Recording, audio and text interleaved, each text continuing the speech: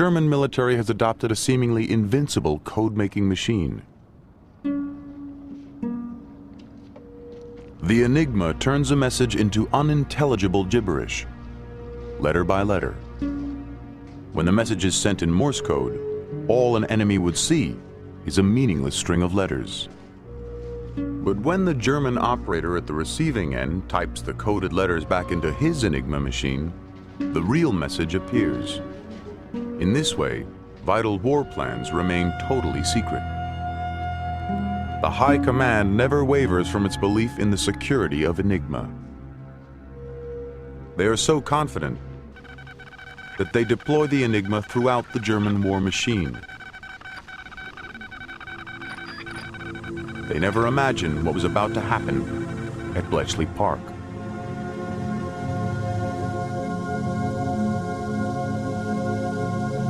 This is the machine the German High Command believed would protect their secrets. This is the Enigma. The complexity is enormous. I mean, if I sent just one message on an Enigma machine today, it would still take a super Cray computer, the fastest in the world, a year to go through searching for that one message without supporting evidence as to what that message might have been.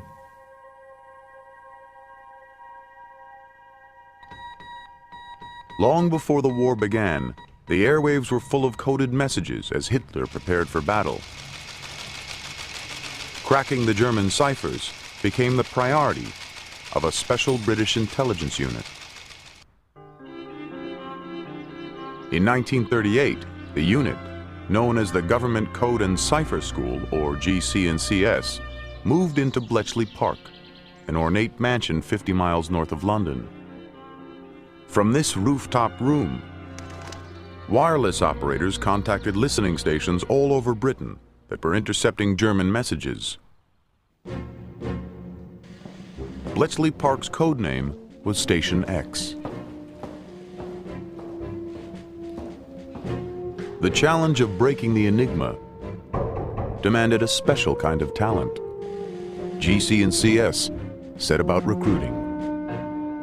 The people who a few years earlier were regarded as too young and not knowing anything of importance, or not being real people, not being significant grown-up people, suddenly they were the people who held the keys to the Reich.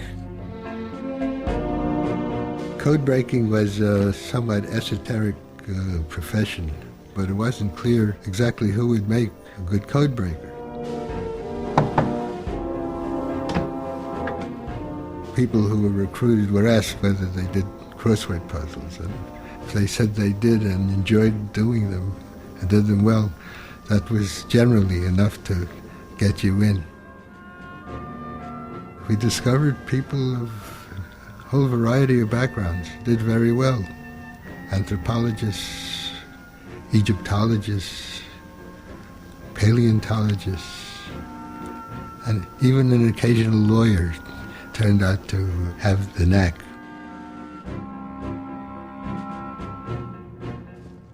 Bletchley Park evolved into a unique operation in which military discipline, uniforms, and rank no longer mattered. The sole imperative was to break the Enigma, and break it as quickly as possible. At that age, you can just take fire and blaze away half out of your mind with enthusiasm and dedication. You're not married, you don't have to worry about the kids and the rent and so forth. And during that sort of short period of your life, you can live like a madman and, take almost no sleep and determined to do it. But youth and determination weren't enough. Mathematicians were enlisted to take on the daunting complexity of the Enigma. Only a completely new approach to code breaking could help to penetrate its secrets.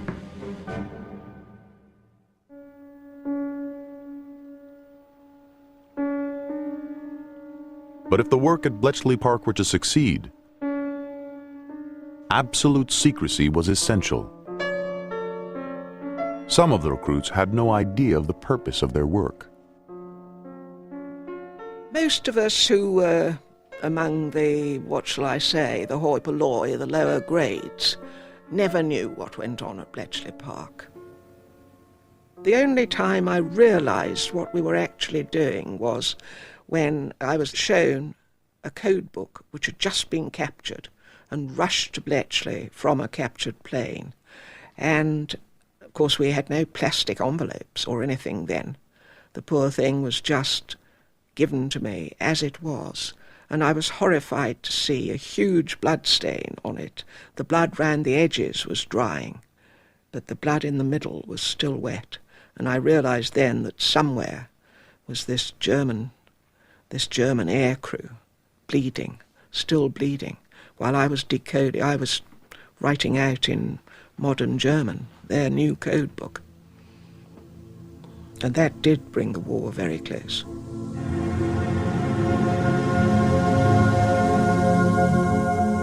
The Germans were supremely confident in the Enigma.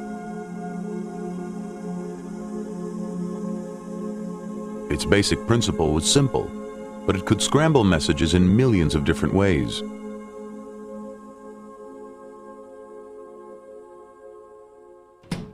Pressing one typewriter key would light up a totally different letter.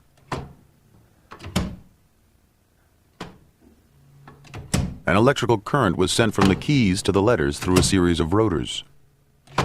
Each time a key was pressed, a rotor would turn, altering the wiring and so changing the letter that was produced. The total number of ways in which the Enigma machine can be configured for any particular message is 150 million. So it was an enormous complexity, which was why the Germans thought it was completely safe. The Enigma was first developed as a commercial encryption device in the 1920s and patented in London. German banks and railways were among its first customers. But the German military was quick to see its potential. Each day, German operators in the field received a new set of instructions from base on how to set up the Enigma. They had to make 3 adjustments so that both the sender's and receiver's machines would match. First, which rotors to put into the machine and in what order. The rotors contained one of the central secrets of the Enigma machine, which was the cross-wiring inside the wheels. The whole of this maze of wiring inside changed every time a letter was entered, and that's what gave the Enigma machine its vast complexity. The second step was to change the wiring of each rotor by adjusting the ring of letters around the rim. 26 combinations on each wheel.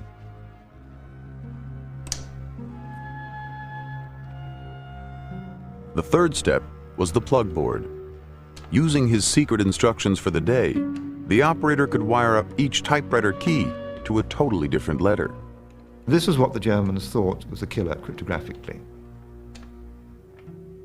This plug board enabled you to transpose letters completely, a pair of letters. Now, because there are 26 sockets on the front of the Enigma machine, you can plug these pairs of letters together in an absolutely astronomical number of combinations. About 1.5 million combinations that you can use on the front. Once the machine was set up, the message was encoded letter by letter. These letters were then sent by Morse code to the receiver at the other end. The Germans were never shaken in their belief in Enigma's invincibility.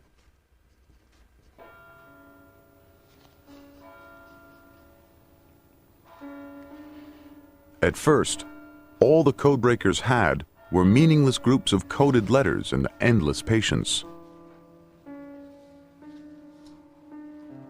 And in the first months of the war, the new recruits were getting nowhere. At the beginning of the war, there was a great difficulty because although we had intercepts which we knew were enciphered using the Enigma machine, we didn't know enough detail about the machine to be able to even begin to find any method of breaking it. Unless you've got the exact key, you just cannot get anywhere with it at all. And this is a major difference from any code systems prior to that the Enigma machine, there's no sense of nearness. You're not nearly at a solution. You've either got the solution or you haven't got the solution.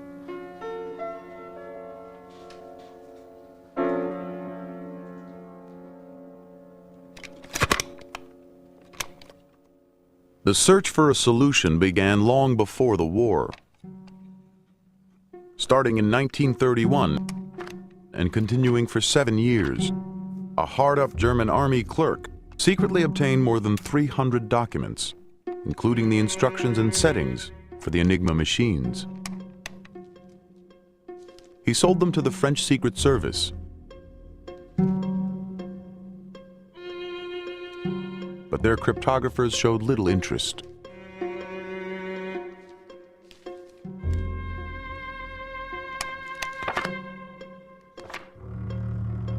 Next, the stolen documents were offered to the British Secret Service.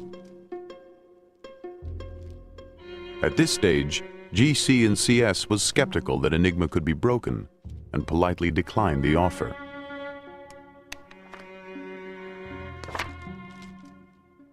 Finally, the documents went to the Poles. With Germany breathing down their necks, their response was very different. A deal was struck. With the stolen documents in hand, 3 brilliant young Polish mathematicians, Zagałowski, Rosiecki, and Rejewski, set to work on the Enigma.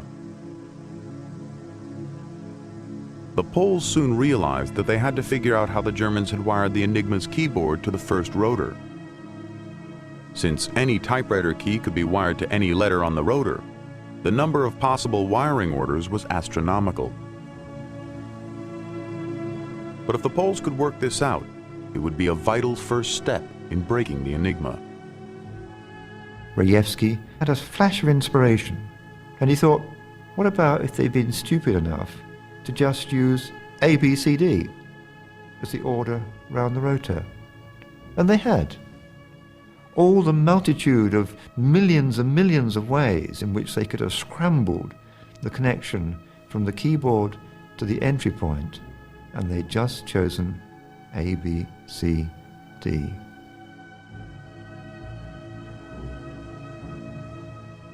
And Marian Rejewski, in desperation, tried that. It worked, and suddenly he'd got the internal connections of the whole of the German forces machine. But in 1939, on the eve of the invasion of Poland, the Germans added an extra choice of rotors to the Enigma, and the Poles could no longer read any of the messages. In desperation, they invited British and French officials to a secret meeting in a forest near Warsaw. They revealed how they had previously broken the Enigma. The British were astonished.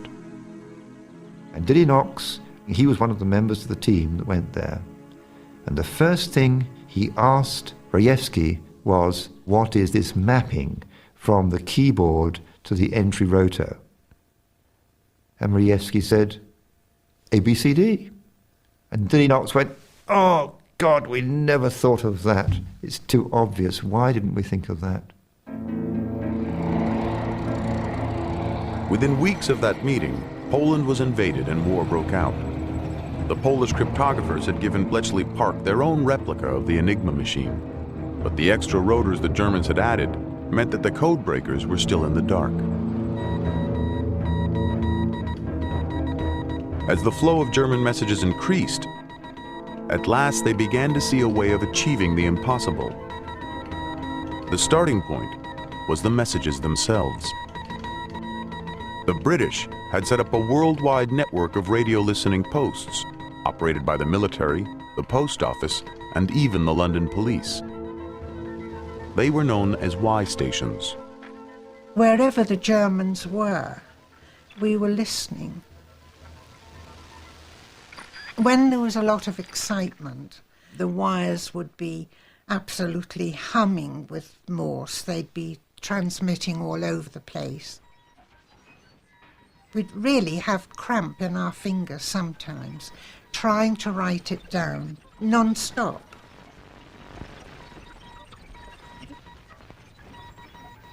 Round the clock and around the world, thousands of operators were writing down meaningless groups of coded letters, the raw material for Bletchley Park.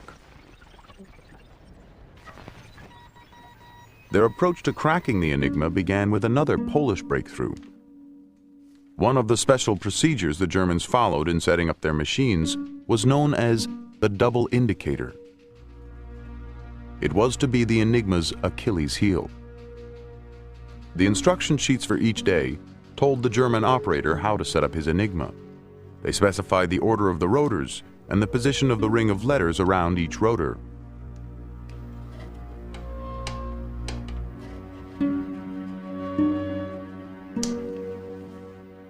The sheets then provided instructions for wiring up the plug board. All Enigmas on a network had to be set up identically for the system to work. There was one extra level of security. If the enemy captured the instruction sheets, they would be able to read all the messages.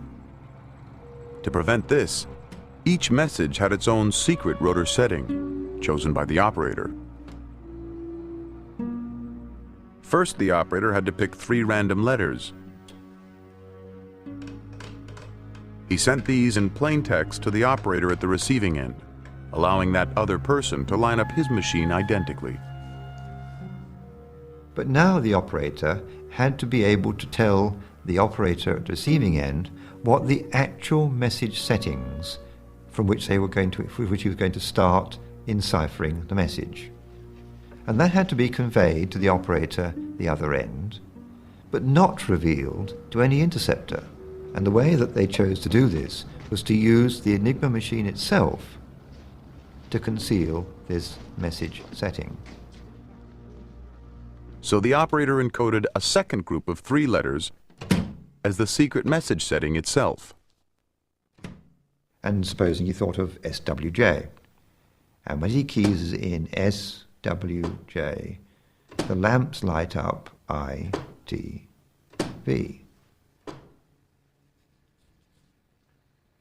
Because the Germans felt that radio transmissions might be unreliable, they went a step further, and they actually asked the operator at the sending end to key in the message setting twice.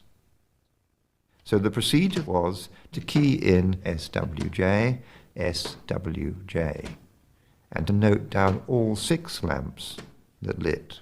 And that was a crucial mistake, because the repetition of the message setting gives a cryptographer a toehold into finding out what it actually is. Repetitions are always bad news in cryptography. By encoding the same letters twice, the Germans gave the codebreakers their first clue about the setting of the Enigma rotors. Soon, there was a second clue.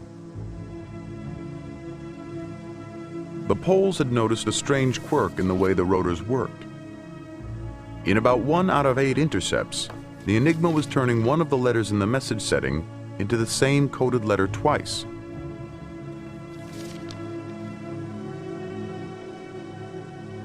The mistake of sending the message setting twice was revealing a flaw in the machine itself.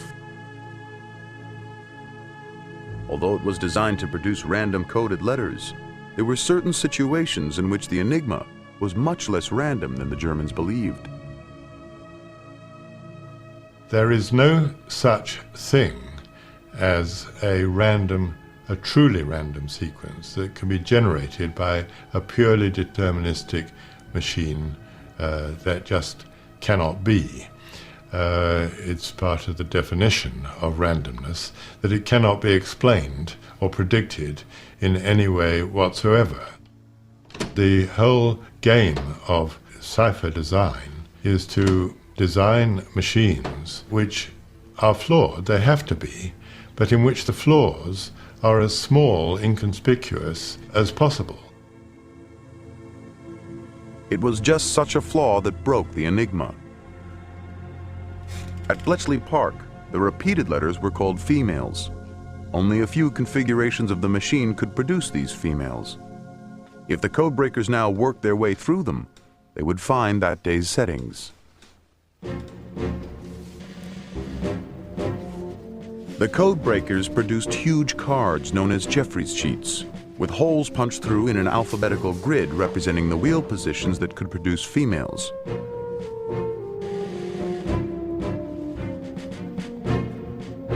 By lining the sheets over each other, the codebreakers could hunt through the wheel positions to find out how the Enigma had been set up for that day. They were John Jeffreys, they were really his rather special baby.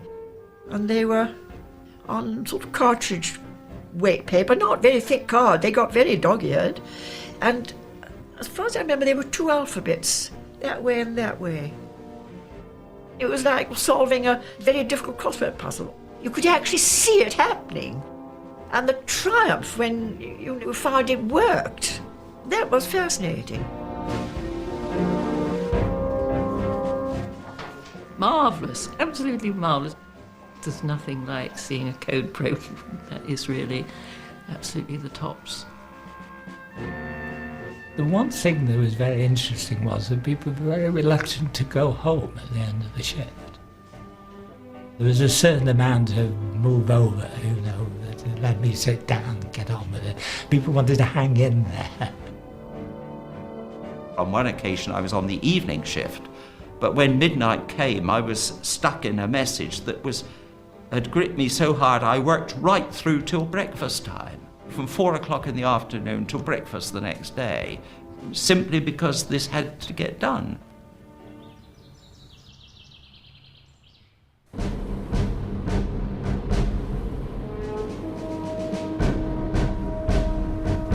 In the spring of 1941, the naval war was building up in the Mediterranean.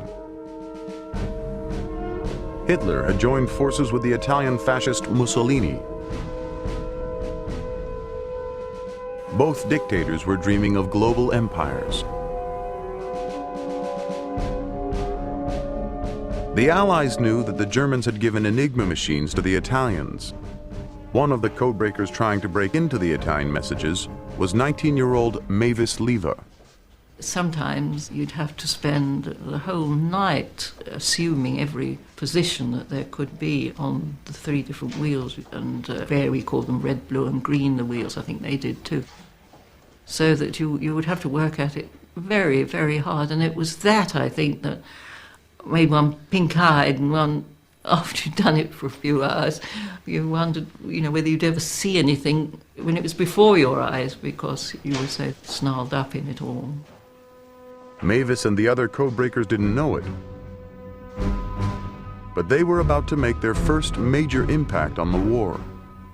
The one that came up was real good stuff, drama. Today's the day -3, just that, nothing else.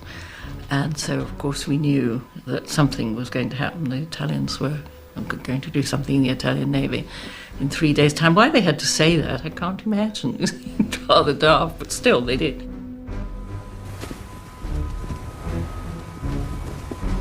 The British fleet was based in the Egyptian port of Alexandria.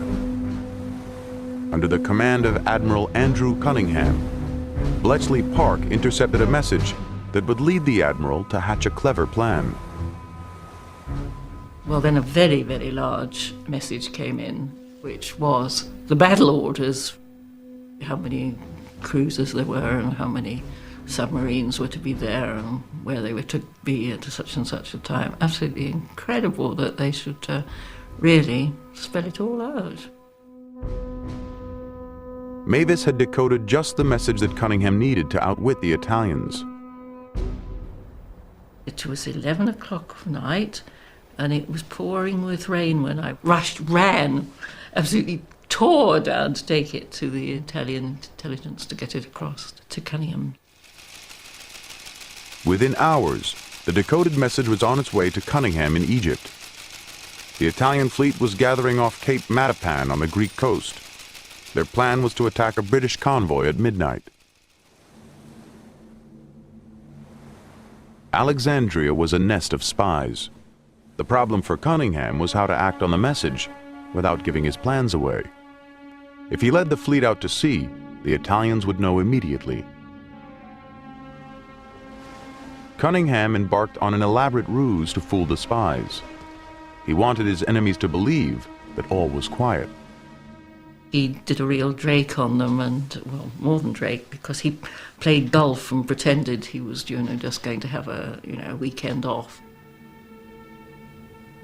Admiral Cunningham was a crafty fellow, and by subterfuge he was able to lead the enemy to think he was socially engaged doing something else. And I've no doubt when he went ashore in Alexandria to play golf, that information was in Italy within about 5 minutes. But at night, Cunningham slipped back on board and led the British fleet out to sea, to the precise spot where the Italian ships were gathered. The ruse worked. Cunningham caught the Italians completely off guard.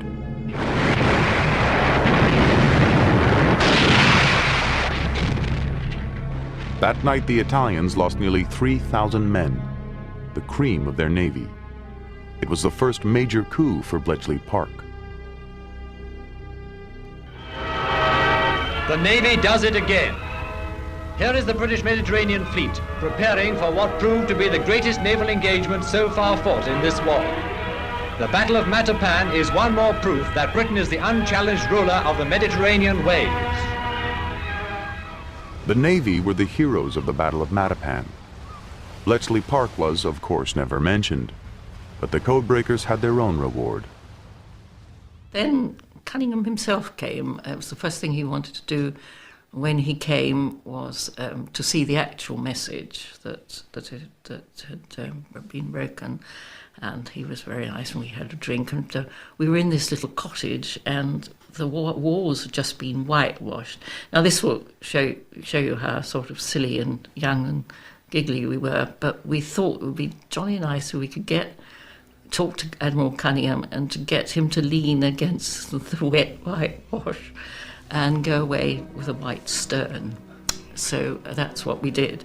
So, it's rather terrible, isn't it, that, on the one hand, everything seems to be so very organised, and these silly young things are wanting to snare the Admiral.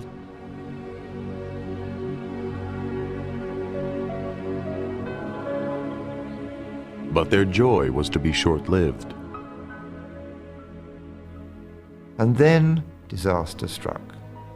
The Germans issued a decree: no more double enciphering of the message setting, just single enciphering. Catastrophe. Suddenly, the Jeffreys sheets didn't work, and so suddenly, darkness fell.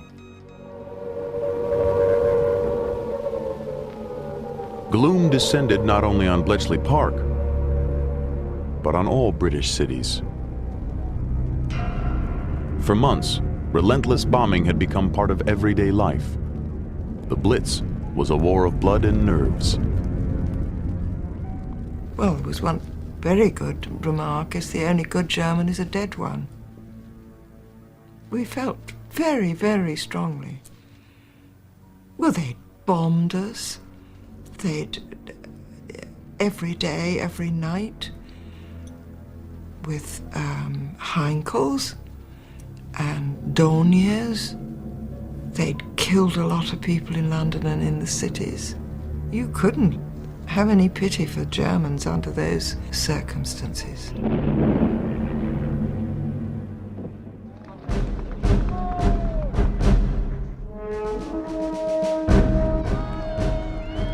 What a triumph the life of these battered cities is over the worst that fire and bomb can do.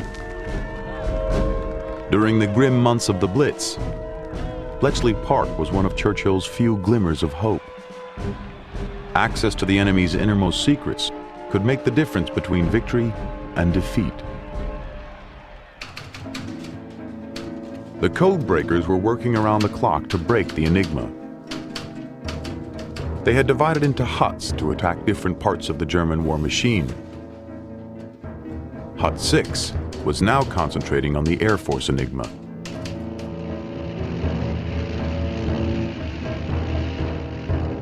The Luftwaffe's code, nicknamed Red, soon proved vulnerable.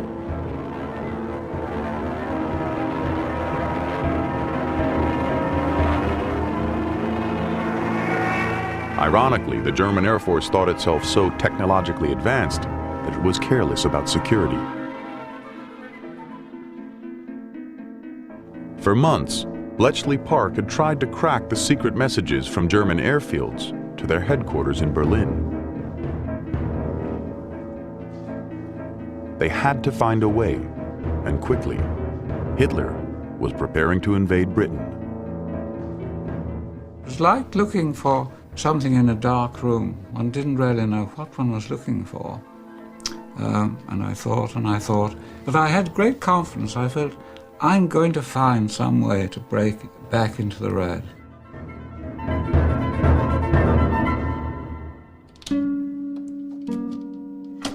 John Herrevel turned his thoughts to the Enigma operator.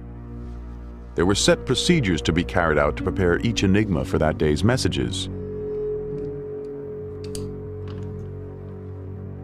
The settings of the rotors and the Ringstellung, the alphabet ring around the rotors, were crucial. If the secret instructions were not followed exactly, the security of the whole system would be at risk. But John Herrevel discovered that the operators were making a fatal mistake. It became known as the Herrevel tip. What the operator should do, of course, is when they've done a setting on a cipher machine, you should always spin the wheels so that it randomizes the position. But the whole of the Herrevel tip depended on the German operator either being under pressure or lazy and not doing that. The operator had to send the 3 random letters by Morse to the person at the other end so that both machines would be set to the same start position. But Herrevel realized that if the operator failed to spin his rotors as he should, then the 3 letters he was sending over the airwaves, uncoded, would be the secret ring setting.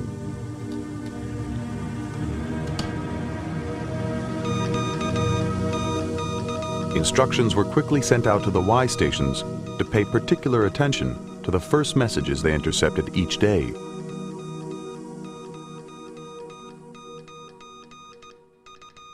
That's when the mistake would show up.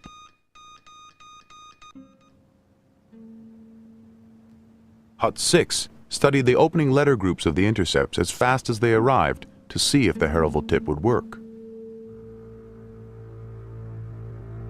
Sometimes the operator made only a half-hearted attempt to spin the rotors. So LWZ would become LYB, just a click or two away.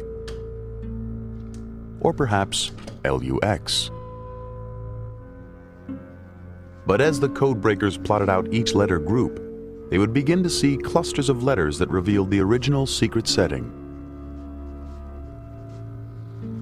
Herrevel's tip was working. At last, they had a way to break Luftwaffe Red.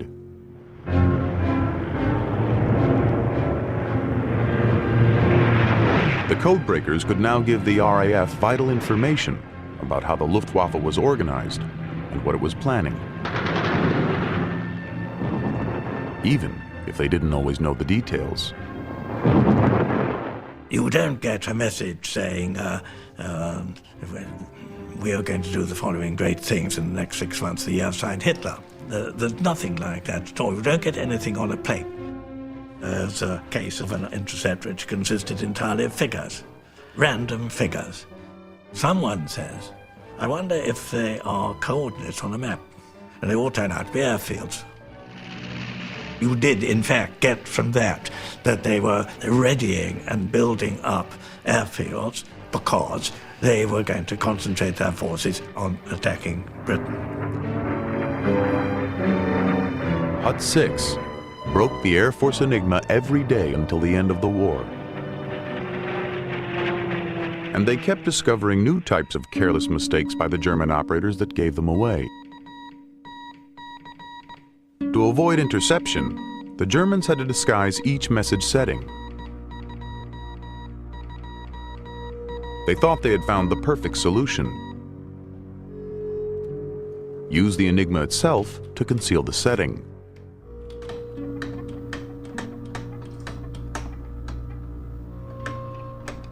The operator had already been told to think up 3 random letters for the initial rotor setting.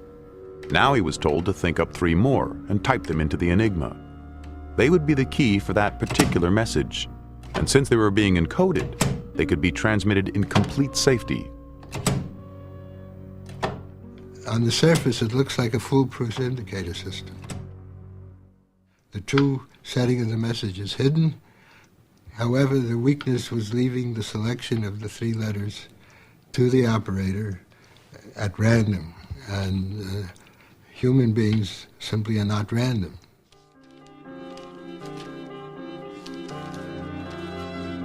Hut 6 soon saw connections between the 2 sets of supposedly random letters. Once they got the first 3 letters, which were sent in plain text, they could often guess the second 3, which were in code. One operator called Walter became legendary at Bletchley Park. Every day he would set his rotors to the first 3 letters of his name, and then type in the first 3 letters of his girlfriend's name, Clara. One wonderful one, the outside indicator was Tom, and we thought, oh, Tom. We thought that didn't work. It was Tom Mix, the American cowboy actor from the 1920s. I didn't know in Germany anybody knew who Tom Mix was. But apparently he had a following in Germany. HIT was almost invariably followed by LER. Even Hitler was helping to break the Enigma.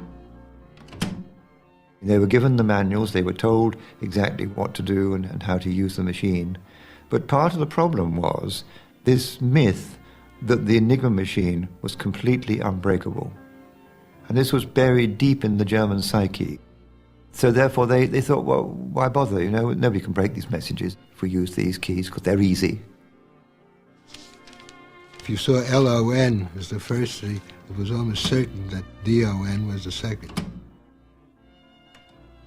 MAD was RID. BER was LIN. In the heat of battle, you put up dirty words, and I am the world expert on dirty German words. The worst message I ever had come near me was one from the German High Command to someone in Abwehr, the German intelligence, reprimanding them for using these words because did they not know that young girls were having to decode them? And of course, the young girl at Bletchley was devastated because they went on doing it, I might say, never mind the reprimand. But it was nice to think the Germans had that side of them, that they did think that perhaps they oughtn't to use dirty words in their encodements.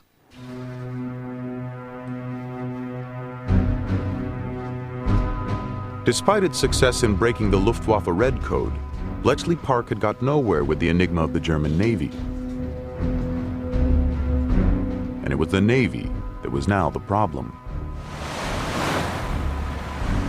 By the spring of 1941, German U-boats were wreaking havoc in the Battle of the Atlantic. Every merchant ship sunk, deprived Britain of the supplies it needed to survive. Slow-moving convoys of merchant ships regularly crossed the Atlantic to and from America. The United States had not yet entered the war, but the convoys supplied half of Britain's food and all of its oil.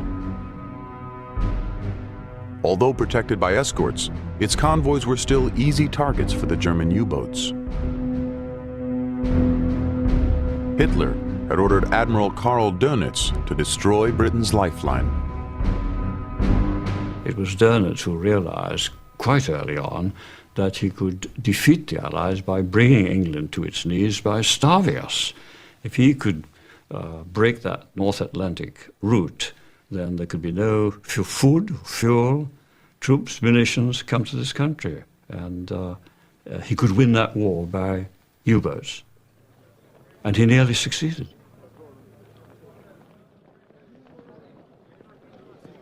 Dönitz tried to build up a kind of elite spirit, and everybody was proud to take part in that. And we were very eager to join that force. And of course we had been brought up to adore taking risks in the National Socialist period when we were boys. So we were not really aware of the risk. Dönitz built giant fortified U-boat pens on the French coast.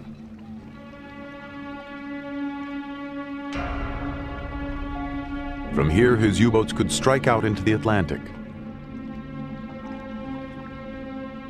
to attack the convoys. Dönitz organized his U-boats into hunting groups or wolf packs, operating along specific patrol lines. As the slow-moving convoys crossed the Atlantic, wolf packs of 30 or more U-boats would lie in wait.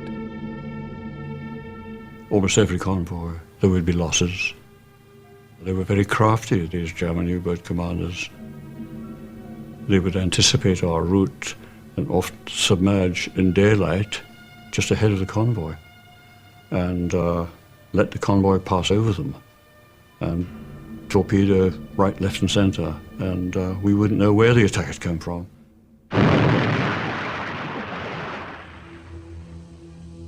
Dönitz controlled the wolf packs by radio messages encoded in the naval Engima. Breaking it was to be the biggest challenge faced by Bletchley Park. If they failed, the Battle of the Atlantic and the war could be lost. One mind held the key to breaking the Enigma, and it belonged to Alan Turing. Alan Turing was unique. I mean, he was a genius, and what you realize when you get to know a genius well is that there's all the difference between a very intelligent person and a genius. You know, with very intelligent people, you talk to them, they come out with an idea, and you say to yourself, if not to them, you know, I could have had that idea. You never had this feeling with Turing at all. He constantly surprised you with the originality of his thinking. It was marvelous. Soon after becoming a research fellow at Cambridge at only 22, Alan Turing invented the first basic concept of a computing machine. Bletchley Park suited both his genius and his eccentricity. He had funny manners, he didn't like wearing a tie, he always looked untidy, but he quite liked being out in the country where he cycled around. He cycled with a gas mask on during hay fever period. He didn't care what he looked like, he just thought that doing the job was what mattered. He was very shy of women, particularly girls. I don't think he'd ever met any girls before. I did once offer him a cup of tea, and he shrank back as if he was going to be shot. And he used to, bless his heart, walk down to the canteen in a curious sideways motion, with his head down. But he was such a star. We all thought he was the most wonderful thing. Alan Turing set himself the challenge of cracking the Enigma. In an attic room at Bletchley Park, Turing began studying the U-boat messages. All he had to go on were the scrambled letters. In an astonishing feat of deduction, Turing discovered exactly how the Germans were hiding the crucial message setting.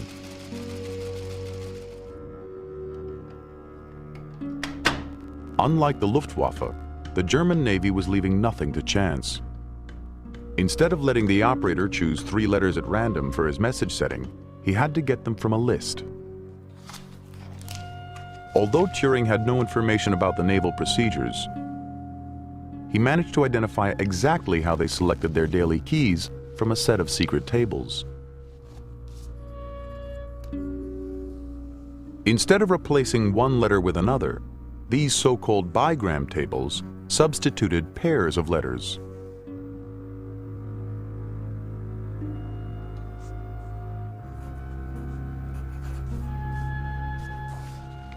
These codes were printed on rose paper in a ink that would immediately fade out if it got wet.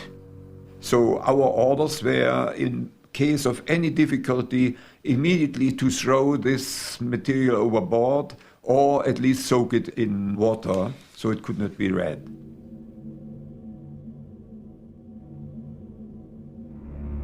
Brilliant as Turing's deduction was, it was useless without the secret bigram tables.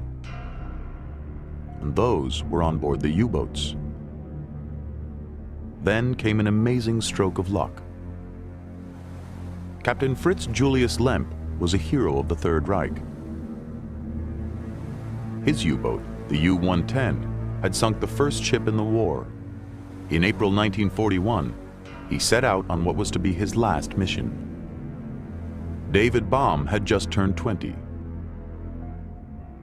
He was an officer on HMS Bulldog, which was escorting a convoy from Liverpool bound for America. We were south of Iceland, and we knew we were being shadowed. You get reports back from the Admiralty, you're being shadowed by U-boats, and we always knew we'd be attacked in this area. Suddenly, 2 ships were torpedoed, one after another. It was obvious where the attack had come from, and the corvette Obrisha made a very accurate attack on the U-boat. Must have got the depth charges just the right depth.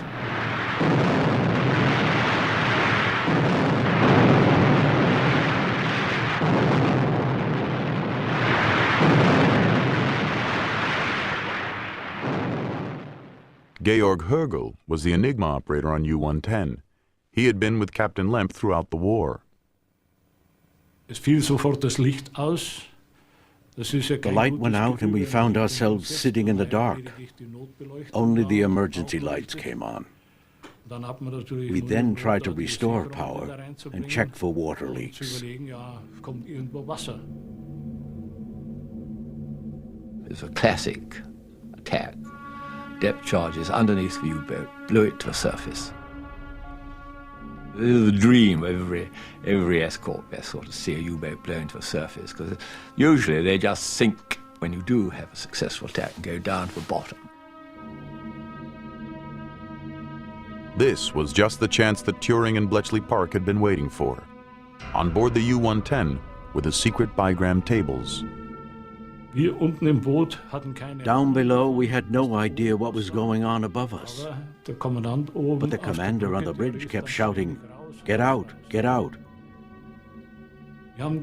We asked, "What shall we do with the secret papers?"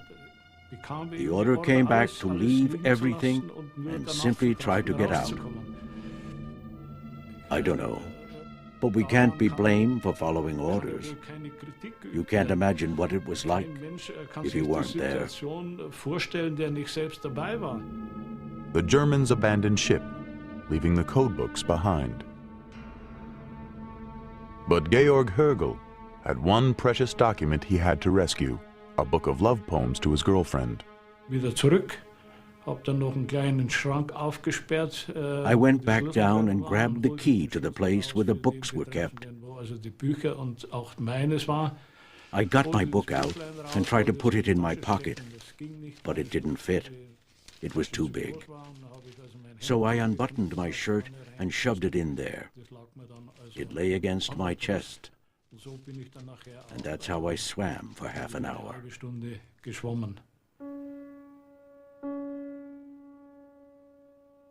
David Baum led a boarding party across to the stricken submarine.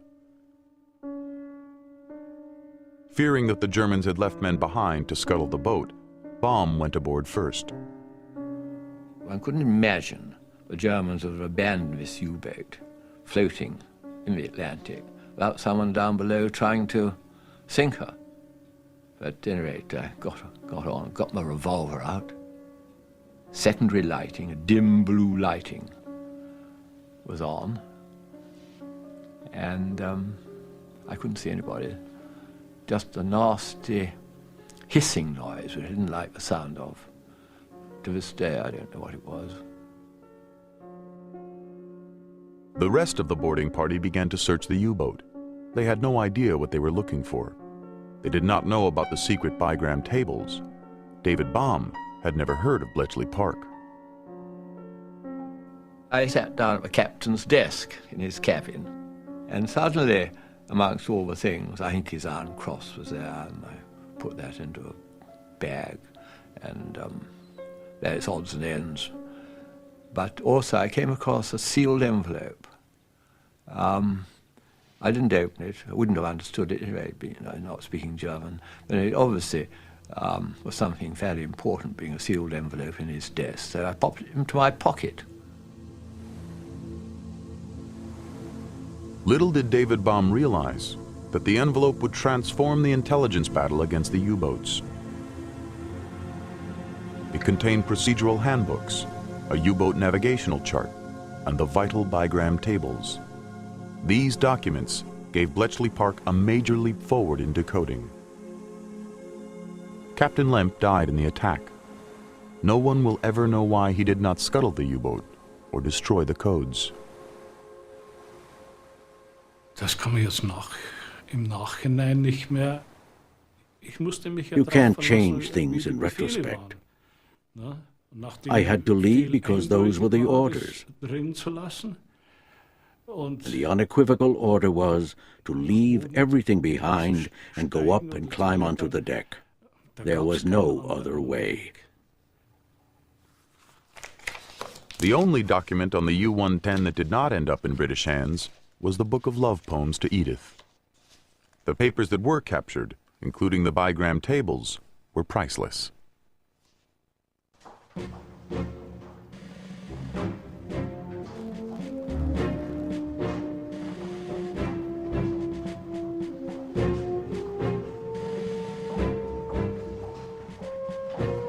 When the documents reached Bletchley Park, the code breakers rejoiced. The tables and charts would lead to a drastic improvement in fixing U-boat positions, so convoys could be routed evasively around the wolf packs. The prize were the bigram tables, and they were magnificent. Although some of them had got a bit wet and we had to dry them. Geoffrey Tandy, having been at the Natural History Museum, had access to proper drying paper, which he brought down by a load. And we had to dry those and clean them up and distribute them as necessary. Almost immediately, the results were evident. On June 23, 1941, Bletchley Park decoded a U-boat message that would save a convoy. It was heading for England, laden with supplies, and the codebreakers discovered that a wolf pack of 10 U-boats was lying in wait.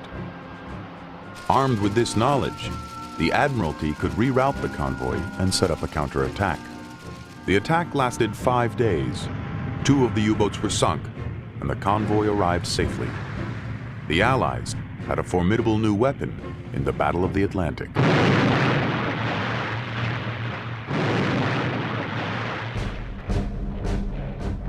But the war was far from over. Frustrated in his attempts to crush Britain, Hitler now dreamed of conquest in the East. In the spring of 1941, decoded Enigma messages hinted at preparations for a massive invasion of Russia.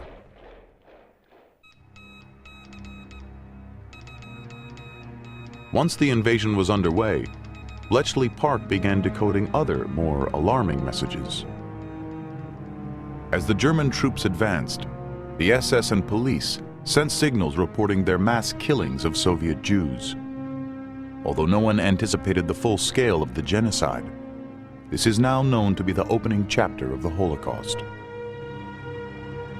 When Churchill saw the decodes amidst other evidence, he wanted the whole country to share his outrage. Since the Mongol invasions of Europe in the 16th century, there has never been methodical, merciless butchery on such a scale.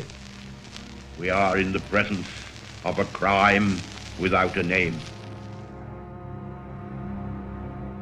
Churchill was taking a chance that the Germans would realize their codes had been broken exposing the work of Bletchley Park. It was a huge gamble. In fact, the head of the Order Police was suspicious and ordered new restrictions on the sending of reports on the mass killings by radio.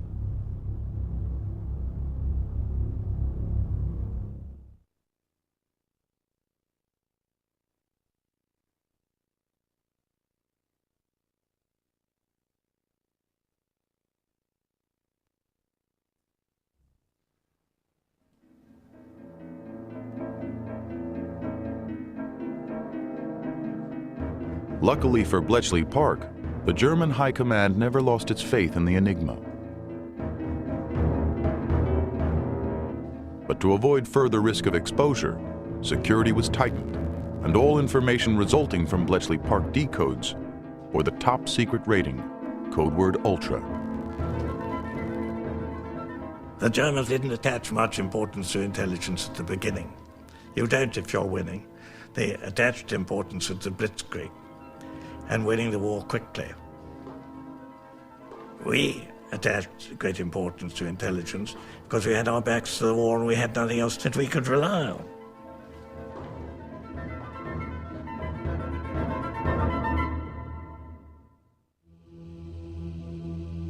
By the summer of 1941, Bletchley Park was able to crack the naval Enigma in less than 2 days, due partly to the U-boat documents and partly because they had learned to exploit a crucial weakness of the Enigma machine. When an operator typed a message on the Enigma, the machine would replace every letter with a different one. The letter typed in never came out the same. This was yet another basic flaw in the Enigma that could be exploited.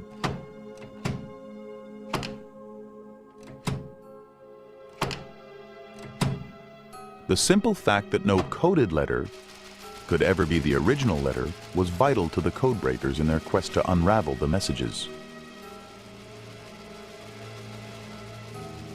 As they studied the intercepts, it became clear that the Germans kept repeating certain set phrases.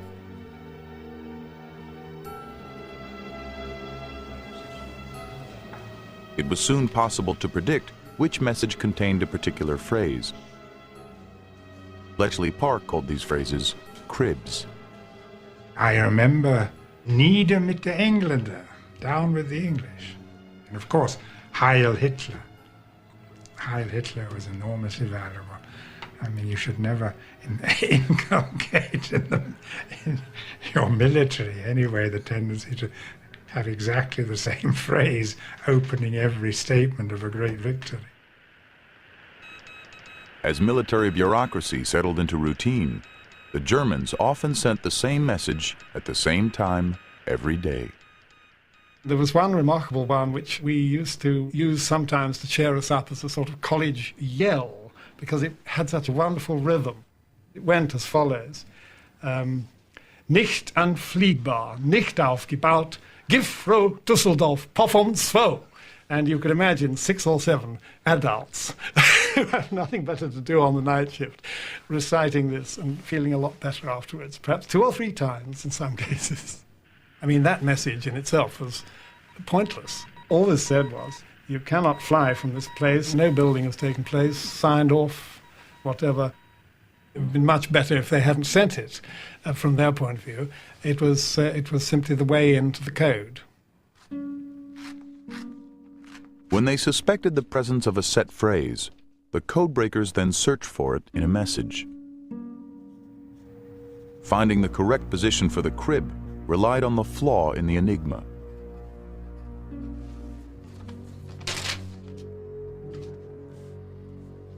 The codebreakers lined their crib up against the coded message. Since they knew the Enigma would never duplicate a letter in the original, if any pairs of letters did match, the phrase must be in the wrong position. They slid the crib along the message until they found a point where none of the letters were the same. This could be where the phrase was located. If successful, they could then work out the Enigma settings for the next 24 hours.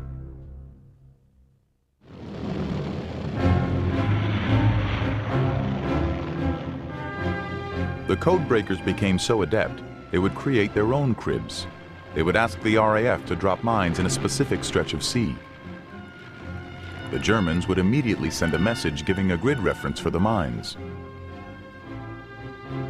The codebreakers knew the grid reference CF97 would be spelled out in the coded German message, so they used Caesar Fritz 97 as the crib to find the Enigma key. Bletchley Park called this gardening. By now, the codebreakers were not merely learning about the Enigma, but about the whole system of war communication. Could the new intelligence have an impact on an entire military campaign?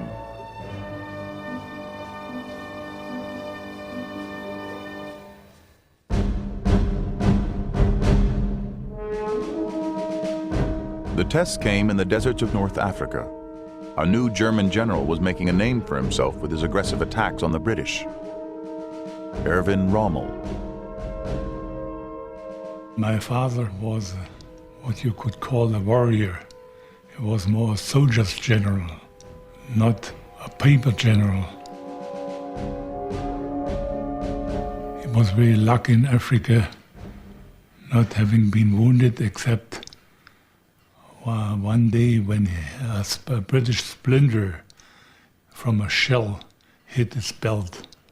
But the splinter was sticking in the belt and not in his body. Throughout 1941, the Desert War swung back and forth across Libya as the Germans tried to capture North Africa.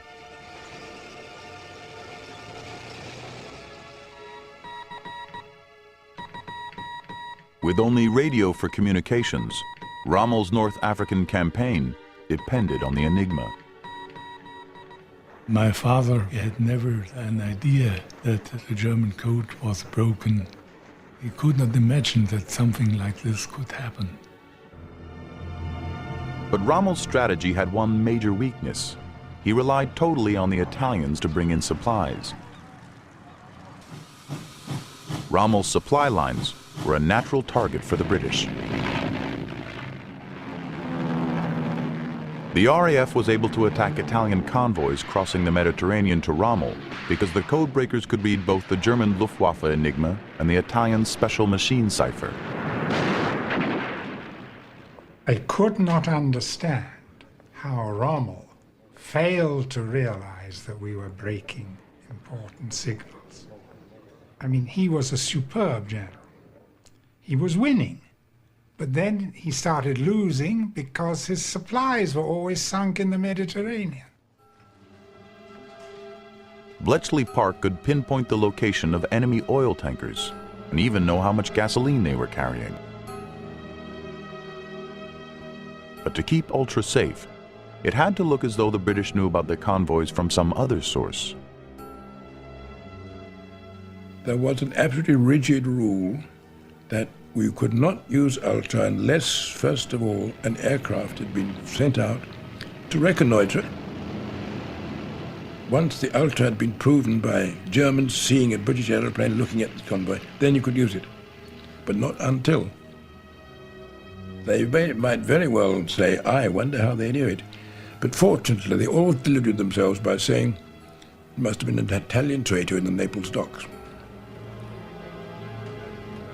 My father ended his life with a suspicion that there was a gap in the Italian High Command through which news escaped and arrived at the British side. But in heaven he must apologize towards the Italians and say I was wrong.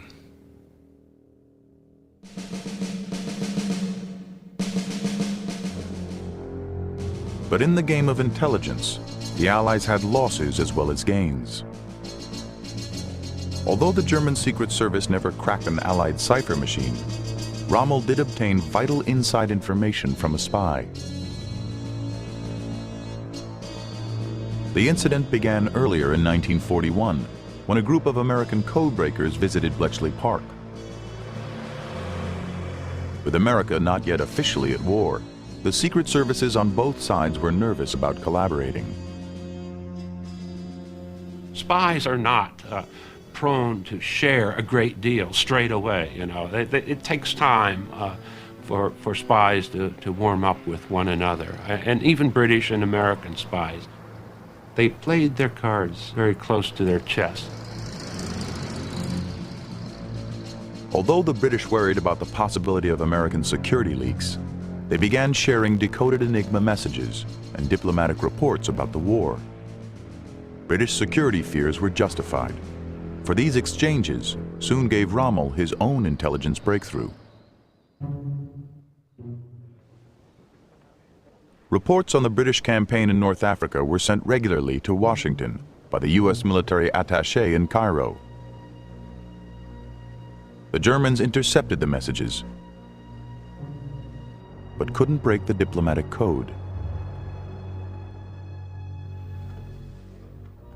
Then, in September 1941, the Italian Secret Service broke into the U.S. Embassy in Rome and stole the codebook used to encipher all U.S. diplomatic messages.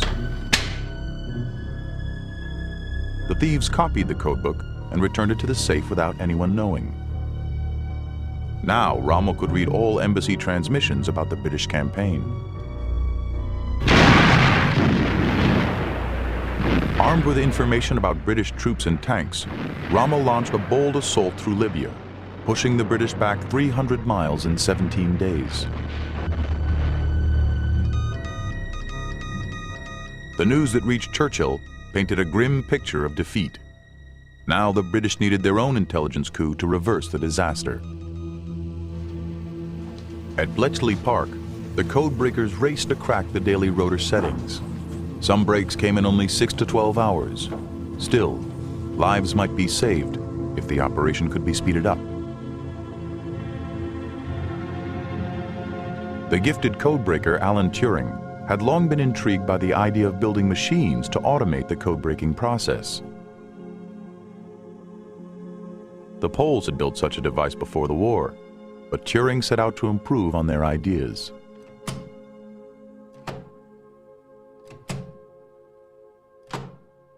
Turing's goal was to build a machine that could figure out how the German operators had set up their enigmas for that day's messages. Using stock phrases, or cribs, to deduce the rotor settings was the most time-consuming part of the whole code-breaking process. Alan Turing's great breakthrough was seeing that finding out the rotor settings from that crib was something that could be done by a machine. That was the great starting point and brought the whole thing into the modern age.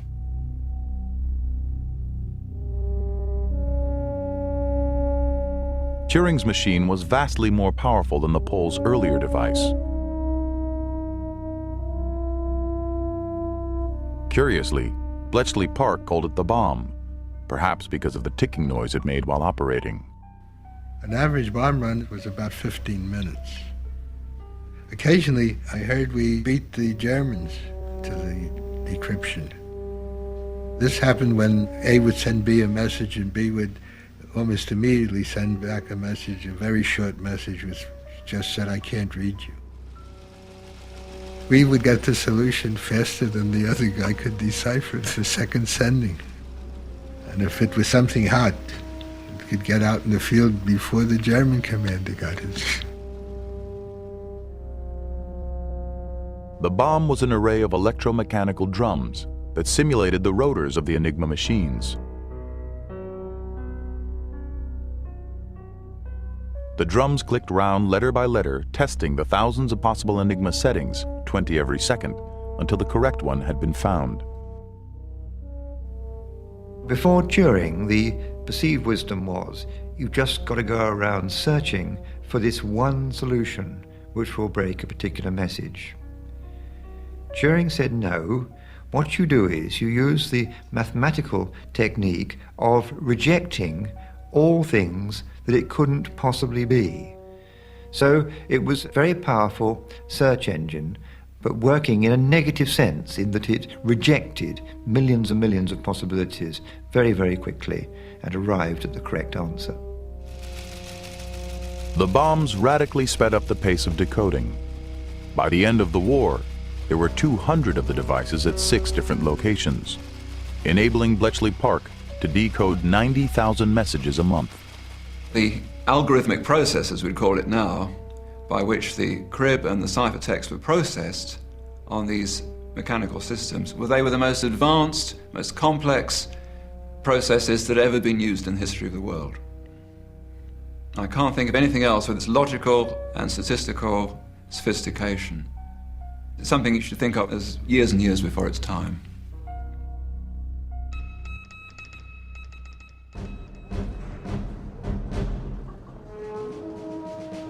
Meanwhile, in August 1942, Churchill traveled to North Africa, determined to reverse the Allies' fortunes. His first action was to inject fresh blood into the leadership of the 8th Army. He appointed a decisive new general, Bernard Montgomery, to take on Rommel's Africa Corps. He knew from Ultra that Rommel was prepared to attack somewhere in Egypt. But where? Montgomery predicted the ridge at Alam Hafa. Monty said, looking at the ground, he will go with the Alam Hafa ridge. Some days later, we decoded a signal from Rommel saying, I'm going to attack on the 30th of September, the Alam Hafa ridge, which is exactly what Monty had said. I think from that moment on, Monty was so confident of his own intelligence that he couldn't be beaten. He knew everything. But Montgomery had another advantage. The Allies finally realized that the Germans were reading U.S. embassy reports on the British campaign, so the embassy changed its diplomatic code. Rommel no longer knew what the enemy was planning.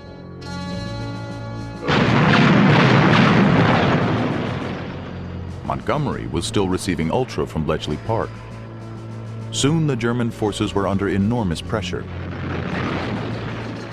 But some of the decoders began to feel impatient with Montgomery. We felt that Montgomery did not trust the intelligence information that Bletchley Park was providing him with, because we believed in our own arrogant way that we were probably providing a service to the military that no other military had ever had in the history of warfare. On the 23rd of October, the British launched its attack at El Alamein. Our mandate from the Prime Minister is to destroy the Axis forces in North Africa. We are going to finish with this chap Rommel once and for all.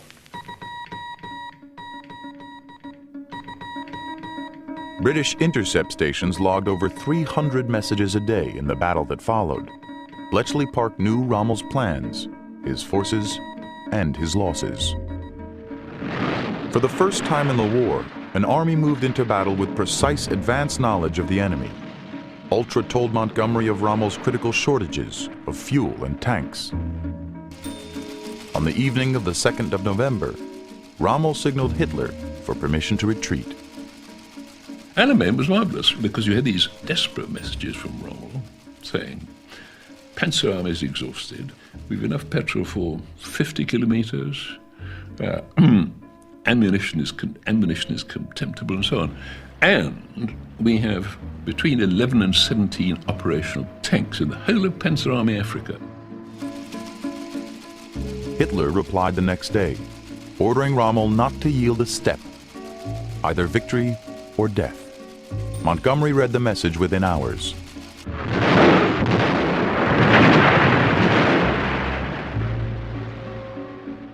At El Alamein, Montgomery's superior forces crushed Rommel. Yet he decided not to pursue the remnants of the retreating German army. We told Monty over and over again how few tanks Rommel had got. So Monty could have wiped Rommel off the face of the earth. Why he didn't do so, why he didn't wipe it off the face of the earth, I simply do not know. Nobody else knows. Why was the Hut 3 information not used? It was so full. I mean, that was our exasperation. We were giving Monty every conceivable information about the state of Rommel's troops, the number of operational tanks, which is terribly crucial. I mean, enough about as many tanks could be parked on the lawn at the back of this house. And in desert warfare, no tanks and you're finished. This is the BBC Home and Forces programme.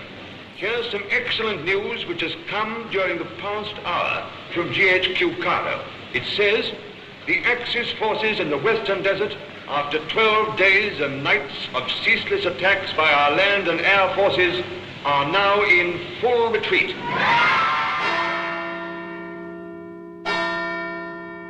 Somehow war seems the natural state of affairs, and peace, when it comes, will take a hell of a lot of getting used to.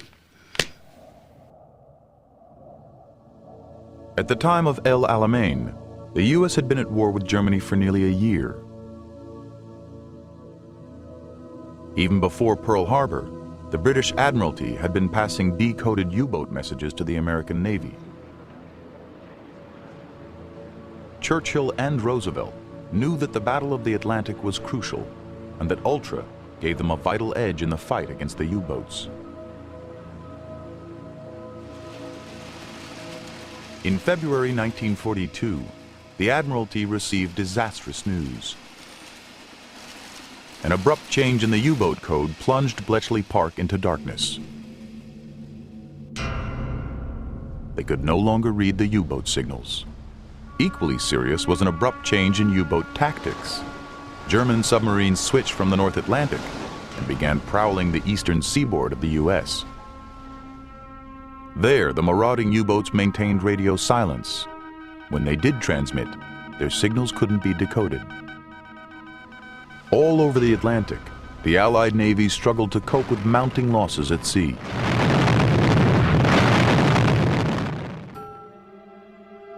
As the crisis deepened, the Naval Enigma team at Bletchley Park worked round the clock to crack the new code, which they called Shark. Since none of the old code-breaking tricks would work, it was obvious that Dönitz had somehow drastically changed the Enigma. For the Allies on both sides of the Atlantic, it was a severe blow.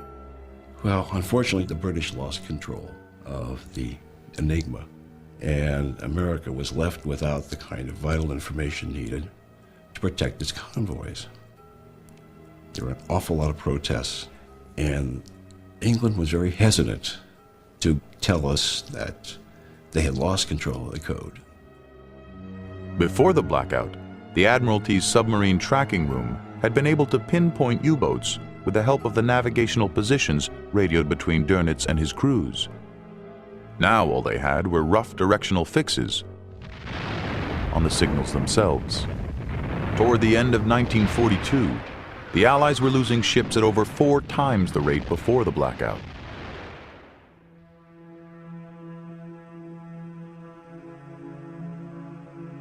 Finally, Bletchley Park figured out what Dönitz had done. Though still believing the Allies could never crack Enigma, he was worried about internal security and ordered the addition of a 4th rotor to the machine. The revolving rotors, with their maze of constantly changing electrical wiring, were the secret of the Enigma. Introducing a 4th one vastly multiplied the number of potential settings. Now the codebreakers would have to build a new type of device to simulate the 4-rotor Enigma and pacify the increasingly impatient Americans. It got to the point where by mid-1942, the Americans declared that no matter what, they would go their own way and make sure they'd get their own independent capability against the German submarine menace and its code systems. And it became quite touchy as to whether or not the two sides would cooperate. Tensions grew when secrets were withheld from an American intelligence officer visiting Bletchley Park. He wrote an angry report home. To resolve the crisis, Bletchley Park's second-in-command traveled to Washington for a meeting with the U.S. Navy. They signed an agreement to resolve concerns about security and to cooperate fully on the breaking of the naval Enigma. As part of the deal, American codebreakers would be sent to Bletchley Park. Together, they would take on the challenge of the 4th rotor.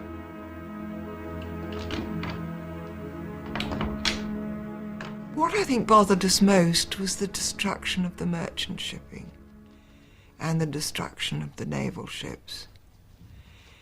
And knowing that if only we could break this wretched code, we could save so many lives and sink so many U-boats. The first chance to get back into the naval Enigma came when a fresh set of captured U-boat code tables arrived at Bletchley Park, enabling the code breakers to uncover a critical weakness in the four-rotor system.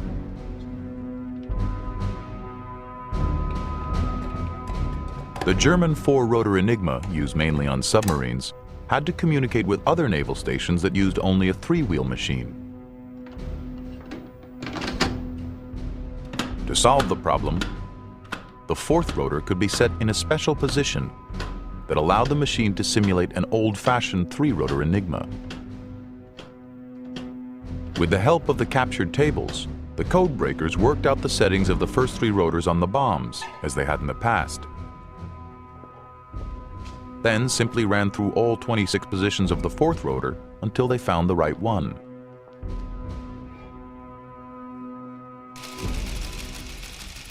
Soon the daily settings were on their way to the Admiralty and America.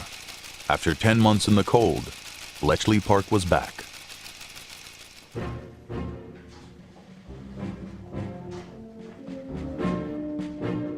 The excitement when we got back into the U-boats was terrific. I was on night shift and somebody came running and said, "We're back into the U-boats." And it was the one that was meant we were going to be able to go on getting into the U-boats. So that was terrific. It wasn't just a one-off, it was we were going to be able to do it steadily. Churchill was told as soon as possible. It was a great moment.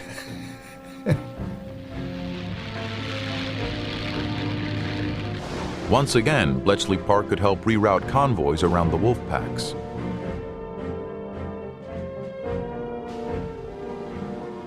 Airborne radar and improved escort support helped assure victory in the Battle of the Atlantic.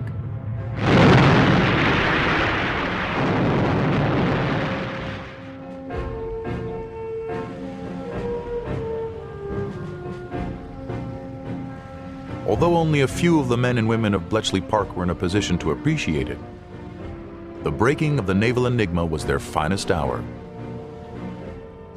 By the spring of 1943, they were decoding dozens of messages a day. And cooperation with the Americans was taken to a new level.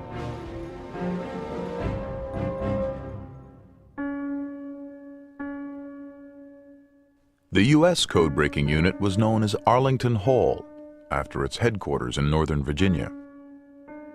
After the war, it would become the National Security Agency, or NSA.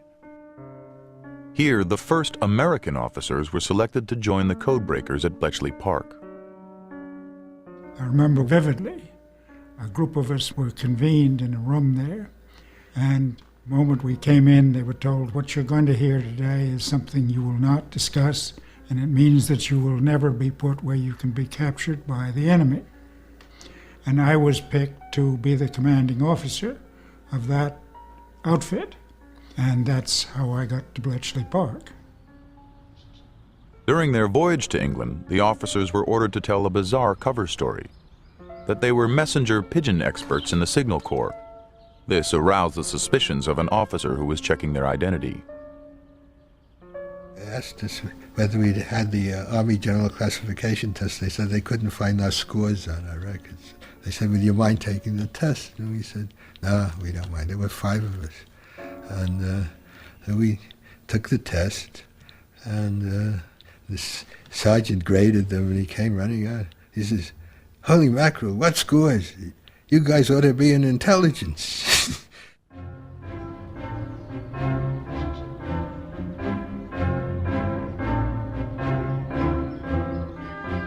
I don't think I'd ever met an Englishman in my life until that point.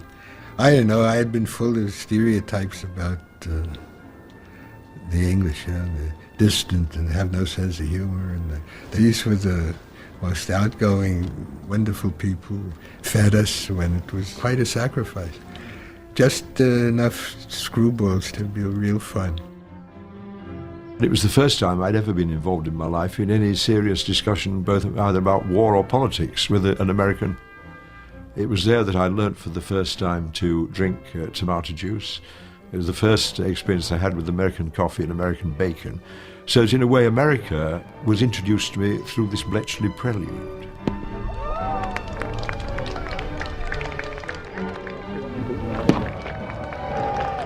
The Americans quickly settled into life at Bletchley Park. The only serious dispute arose when the British challenged the Americans to a game of rounders, the British version of baseball. We said, of course, we were delighted, you know, our honored allies. So the Americans came and we showed them how they could play with it. They said, what, no baseball bat? We said, no, we would just use this broom handle. So they said, fine. We played, it was a lovely day, we all played well. And at the end of the game, we all sort of clapped each other on the back, and the Americans said, well, we're sorry we beat you. And the British captain said, I'm sorry we beat you. And that was a little bit of an incident, because the Americans said they thought they'd won, and we said we knew we'd won. And they said, well, what rules do you play by? And we said, our rules. As the Americans adapted to their new life, their colleagues told them about a mysterious and daunting code-breaking problem.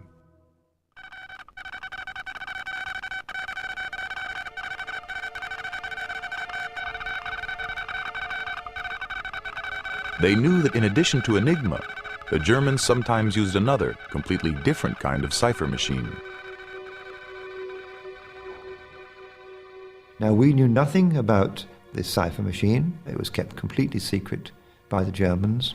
And we first began to intercept radio transmissions in 1940. It was actually a group of policemen on the south coast of England, and they were listening for German agent transmissions from within the UK. Of course, there weren't any because we'd captured all the agents, but they were still listening for these, and they heard these weird signals, and they sent them to Bletchley Park. At first, the decoders puzzled over the origin of the strange signals. Hitler had demanded a cipher machine for the German High Command that was faster and even more secure than the Enigma.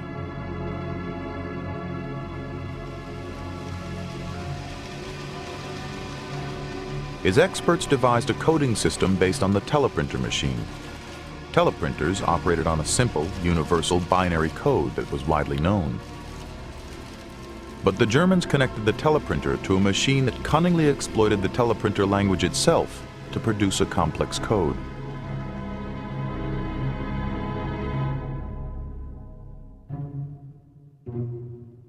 The secret German coding machine was called the Lorenz. To scramble a message, the Lorenz used 12 rotors, not just the 3 or 4 of the Enigma. The Lorenz machine transmits a string of letters, each one of which is actually a mix of the real letter of the real message and a piece of machine-crafted gobbledygook, that a machine being of diabolically complex craftiness. So at the end of it, what comes out and goes over the ether and is transmitted is a single string of total gobbledygook.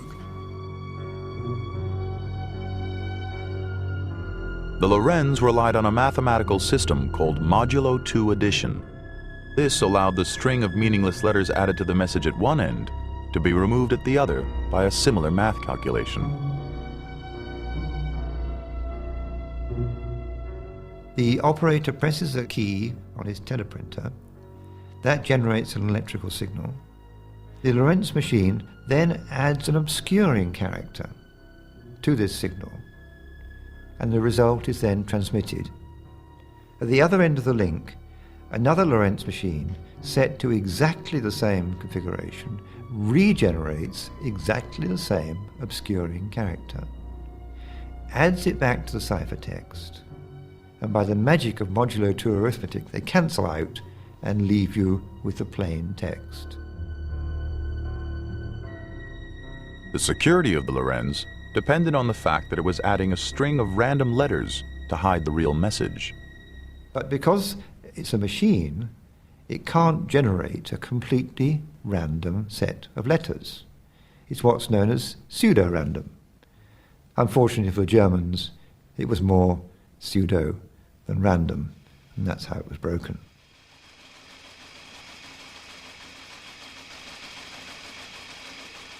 Bletchley Park gave the mysterious code the name Fish. They worked out that Fish was based on teleprinter language. How to strip off the obscuring code was anybody's guess.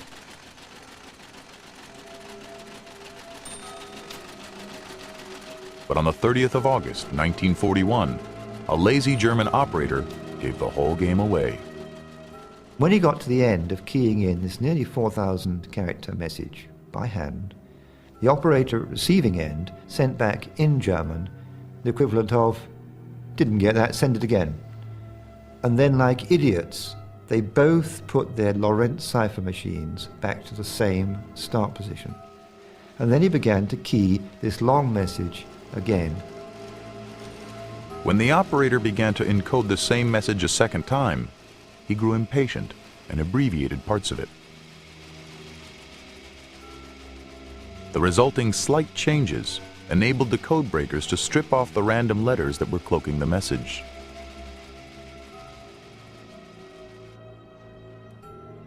For me, the real excitement was this business of getting these two texts out of one sequence of gibberish. It was marvelous. Never met anything that was quite as exciting, especially since you knew that these were vital messages.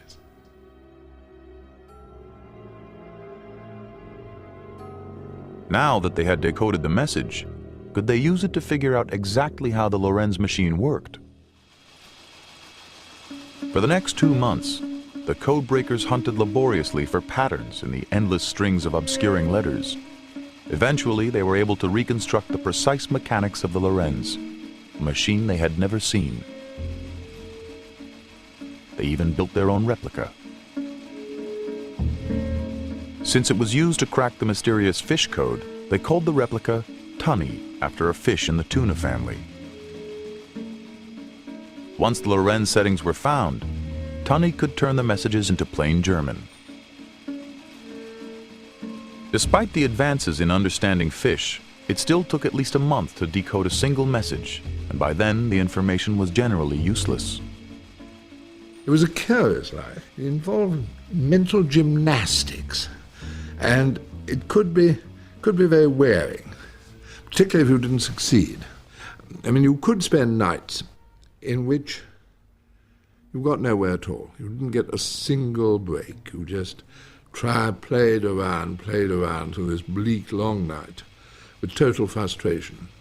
And your brain felt literally raw. Your psyche, or whatever it is, felt frustrated, but your brain almost literally felt raw at the end of it.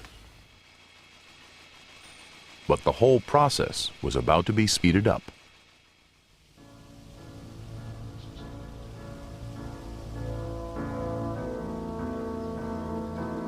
At the post office research station in London, a brilliant young telephone engineer hit upon the idea of an electronic machine that would automate the hunt for the fish settings.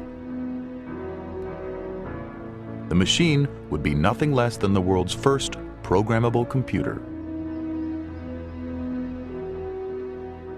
I tried to tell Bletchley Park what my ideas were, but you must understand that the technology that I was using was then only just known to very few people in the whole world.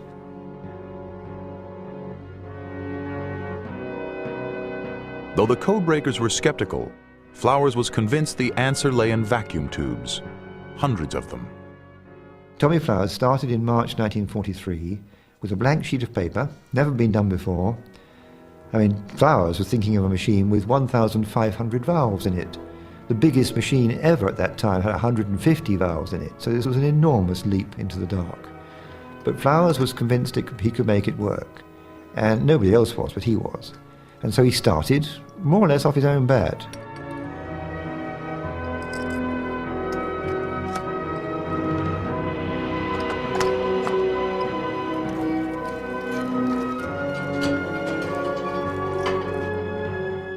just told people to do things. We had the power, we had the authority to tell anybody, we had the first priority in the whole country for everything.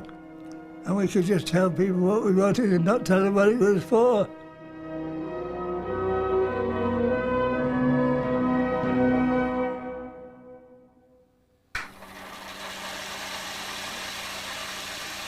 Over Christmas 1943, Tommy Flowers installed the world's first programmable computer at Bletchley Park. Eventually 10 more were built, all dedicated to analyzing the secret messages of the German High Command. They were given the name Colossus. Colossus could read a coded message at high speed and then search for the settings of the Lorenz code wheels. It could accomplish this in minutes instead of a month. Tommy Flowers realized that it was possible to read paper tape optically at very high speed, and this is going at 5,000 characters a second, 30 miles an hour that tape goes through there. And it's quite incredible that it can actually read information at that speed. In fact, we did a test on how fast we could drive it before the tape broke, and we got up to nearly 60 miles an hour. So we decided that was a bit. When it did break, it went all over the place. It just disintegrated. Colossus began operating 5 months before D-Day, the critical invasion of France in June 1944 that would turn the tide against Hitler. Tanks and guns choked every main road and street in southern England.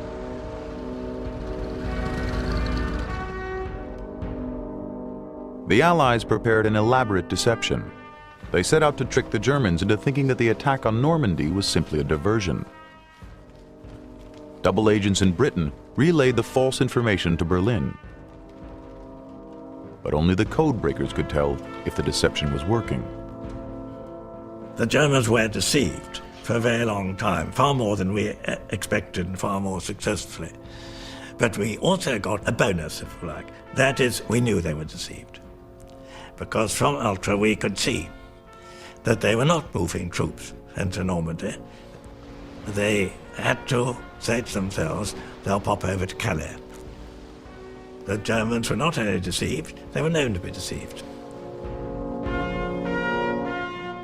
It was an enormous subterfuge and an even bigger gamble. Around the clock, the Allies searched for the merest hint of German suspicion.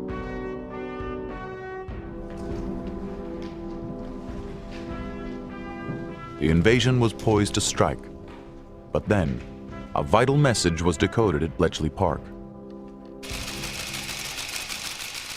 Just before D-Day, Marshal Rommel, the Desert Fox, was appointed Inspector General of the Western Defenses, and he sent this enormously long message, very detailed description of the Western defenses, where each unit was located and what equipment they had. It was 70,000 letters, which was read.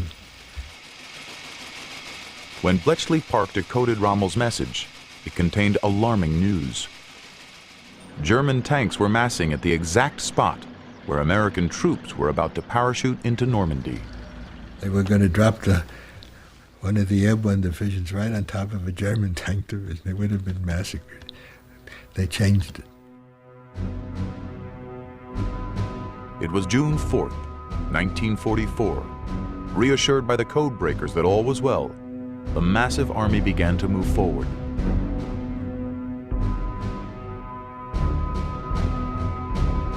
Then came a discouraging setback.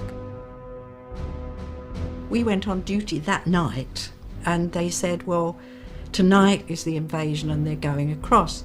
And so we slaved away. Well, of course, as everybody knows, by about 4 o'clock in the morning, the weather was so bad, they had to bring them all back, which of course was bad luck for us because they then came and said, well, you can't go walking about Bletchley when you know that the invasion's going to be tomorrow night. So we just had to stay there. 24 hours later, the Allies launched the biggest military invasion in history.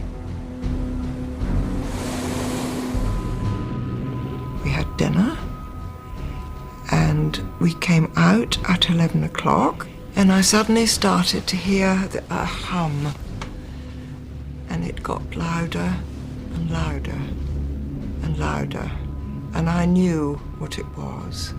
And about 10 minutes later, the sky was black with aircraft towing gliders. And my friend said, "I wonder what that is." And I said, "I haven't the faintest idea."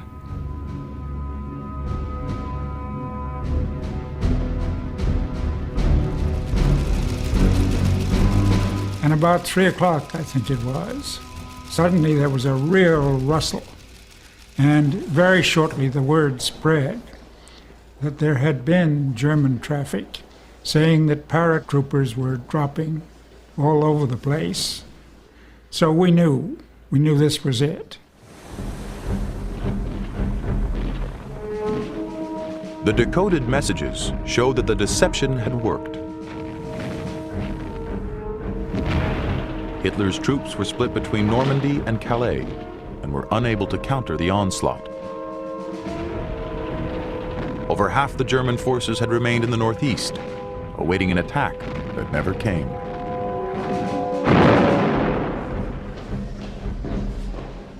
At Bletchley Park, those who knew about the invasion weren't allowed to leave for 48 hours. Even now, nobody was taking any chances.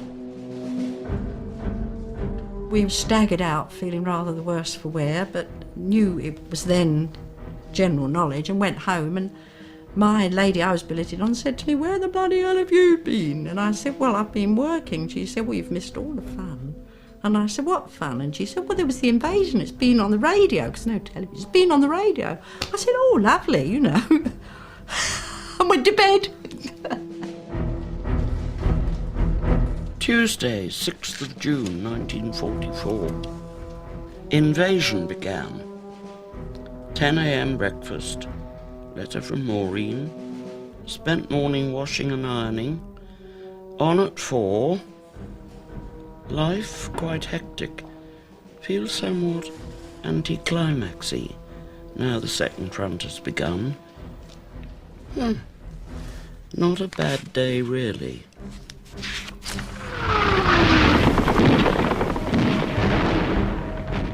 It had not been a bad day for the codebreakers either. They had accurately foretold the position of all but 2 of the 62 German divisions. Enigma and Loren's messages were read throughout the D-Day operation. By the end of the war, they had handled at least 63 million characters of high-level code between Hitler and his generals. In the months that followed, Bletchley Park would continue to chronicle the disintegration of Nazi Germany, right until the end of the war. Finally, at the cost of at least 50 million lives, the Second World War came to an end.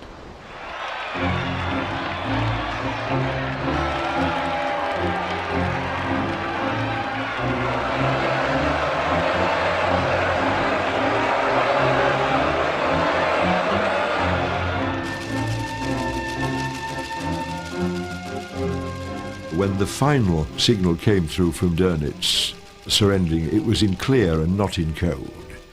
And that was extremely interesting because you felt the war was then really over.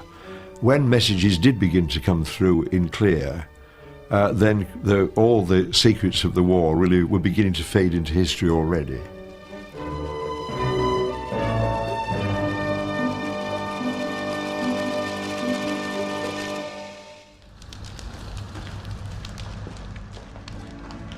In the roll call of those who had brought about victory, the codebreakers of Bletchley Park would never be mentioned.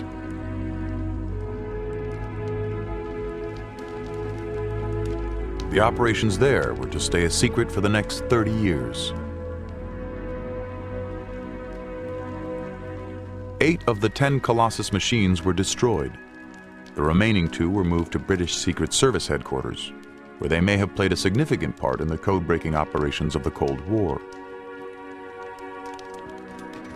In fact, the Russian military had developed a code that was similar to the High Command's fish code, so the techniques invented at Bletchley Park were still to prove vital in a very different kind of conflict.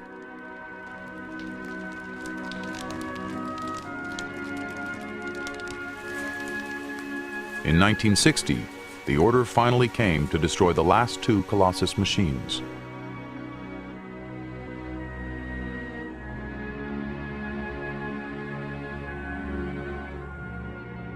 That was a terrible mistake. I was instructed to destroy all the records, which I did. I took all the drawings and plans, all the information about Colossus on paper, and put it in the boiler fire. Saw it burn. Tommy Flowers returned to the post office and was forgotten. In all the secrecy, Colossus never received recognition as the world's first programmable computer. Instead, that honor was to go to the American ENIAC. As for the code breakers, they all dispersed, some back to universities and others into the fledgling computer industry. A few stayed on in the British Secret Service, while some of the Americans returned to Arlington Hall. The most innovative thinker of all, the man whose inventiveness had been at the center of Bletchley Park's success, died tragically. In 1954, Alan Turing took his own life after being persecuted as a security risk because he was gay. Alan Turing is one of the figures of the century. The world of computing and now the world of the internet stems from Alan Turing's fundamental ideas. There were other great men in Bletchley Park, but in the long, long haul of history, I think Turing's name will probably be the number one in terms of consequence for mankind.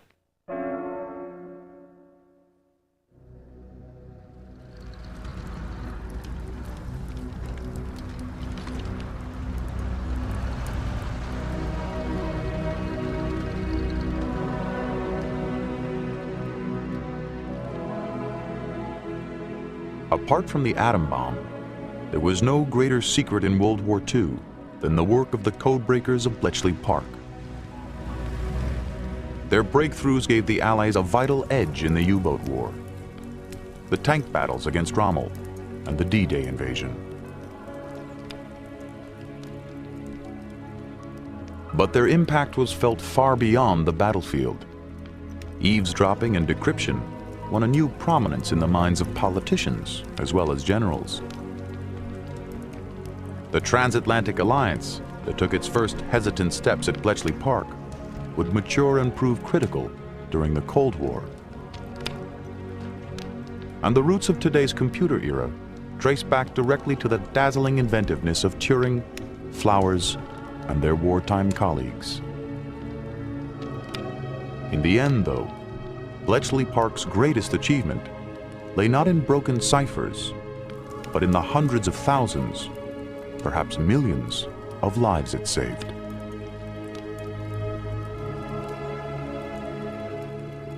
Historians generally agree that it shortened the war by 2 years.